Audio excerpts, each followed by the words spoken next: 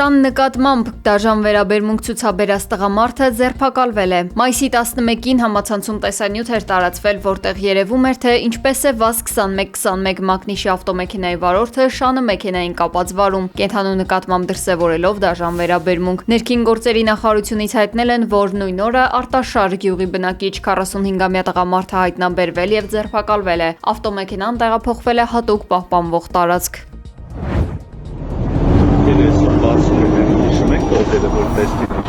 ԶԼՄ-ների ուշադրության կենտրոնում են հայտնվել արտգործնախարար Արարատ Միրզոյանի խոսքերը։ Տեսանյութում երևում է, թե ինչպես է վերջինս մոտենում վարչապետ Փաշինյանին ու շշնջում։ Թուրքերն այսօր բացում են, մի հատ welcome-ի տեքստ անենք։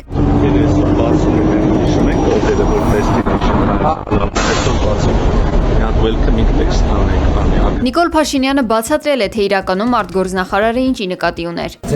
Չէր կարող, որովհետև ապրանքը երբ որ առնում ենք, որևէ երկրից եւ արտահանում ենք որևէ տեղ, պետքա նշվի բանի երկիրը, հասցեատեր առաքման երկիրը։ Նախկինում օրենսդրությամբ իրանց կարգավորումներով Հայաստանը երկրների ցանկում չկար եւ ձևակերպում էր երրորդ երկիր նոր արտահանում էր Հայաստան։ Գիտեք, որ Հայաստանում բազմաթիվ թուրքական արտադրության ապրանքներ կան եւ դա լրացուցիչ, այսինքն տանում են ուրիշ երկիր, ձևակերպում են նորերը։ Հիմա իրանք ձևակերպում են, որ ցանկում ուղիղ կարողանան ոչ թե ուղիղ ֆիզիկապես, այլ որպես բանի երկիր, առաքման երկիր Հայաստանը նշվի։ Նախկինում Թուրքիայի օրենսդրությունը թույլ չէր տալիս Հայաստանը նշել որպես առաքման երկիր։ Երեկ Թուրքիայի նախագահ Ռեջեփ Թայիպ Էրդողանը հայտարարել էր երկրի մայր օրենքը հիմնովին փոխելու եւ նոր սահմանադրություն ընդունելու մասին։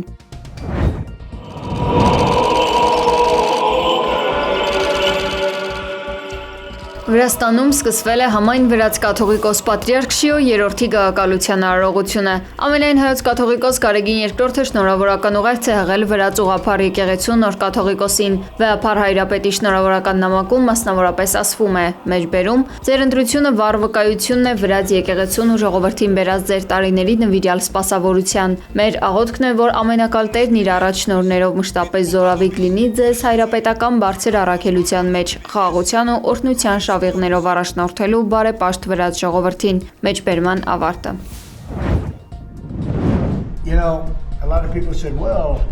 ԱՄՆ նախագահ Դոնալդ Թրամփը հիմար է համարել Իրանի ներկայիս իշխանությանը։ Նրա խոսքով Իսլամական Հանրապետությունը կարծում է, թե ինքը կհոգնի ու կհրաժարվի պատերազմից, բայց Սպիտակ տան ղեկավարը վճռական է տրամադրված։ Մենք կունենանք լիակատար հաղթանակ, մենք արդեն տեսականորեն ունենք լիակատար հաղթանակ ռազմական տեսանկյունից, ասել է Թրամփը։ Իրանի գերագույն առաջնորդի միջազգային հարցերով խորհրդական Ալի Վելայաթին էլ հայտարարել է, որ Թրամփը սպառնում է Իրանին միջուկային զենքով, հավատալով Պենտագոնի կեղծ պնդումներին։ Պարոն Թրամփ, մի մտածեք, թե կարող եք օգտագործել մեր այսօրվա հանգստությունը Պեկին հաղթական մուտք գործելու համար։ Սկզբում սովորեք Արևմտյան Ասիայի նոր աշխարհաքաղաքական կարգի այբուբենը։ Մենք հաղթել ենք ձեզ մարտի դաշտում։ Մի մտածեք, թե կարող եք մեզ հաղթել դիվանագիտության մեջ, նշել է նա։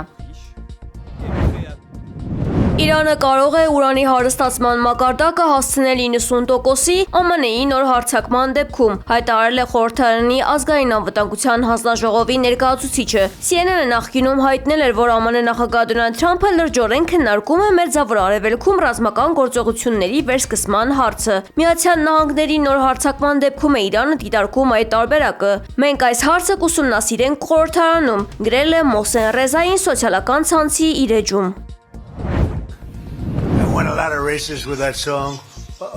Սպիտակ տանը տեղի ունեցած մամուլի ասուլիսի ժամանակ ԱՄՆ նախագահ Դոնալդ Թրամփը կարծել է, թե թռչնի ձայն է դրոնի ձայնը։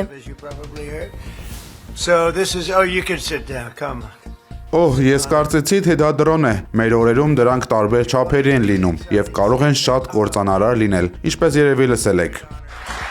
Թրամփը նաև կատակել է իր հնարավոր քաղաքական գործընկերների մասին։ Նա J.D. Vance-ին եւ Մարկո Ռուբիոյին անվանել է երազանքի թիմ, թեև նշել է, որ դա դեռևս չի նշանակում պաշտոնական աջակցություն։ Թրամփը կանխատեսել է, որ էներգակիրների գները կտրուկ կնվազեն, հենց որ Իրանի հետ հակամարտությունն ավարտվի։ Նա պնդել է, որ ԱՄՆ-ի միջամտությունը Իրանի հարցում ճիշտ որոշում էր։ Նրա խոսքով հրադադարի վերջին առաջարկը աղբի կտոր եւ հիմարություն է, որը ոչ ոք չի ընդունի։ Ի պատասխան Իրանի արտգործնախարարության խոսնակ Իսմայել Բաղային իրենց առաջարկը որակել է որպես մեծահոգի։ Նա վերահաստատել է Թեհրանի պահանջները՝ դադարեցնել պատերազմը, վերացնել շրջափակումն ու ծովահենությունը եւ ապասառեցնել իրանական միջոցները։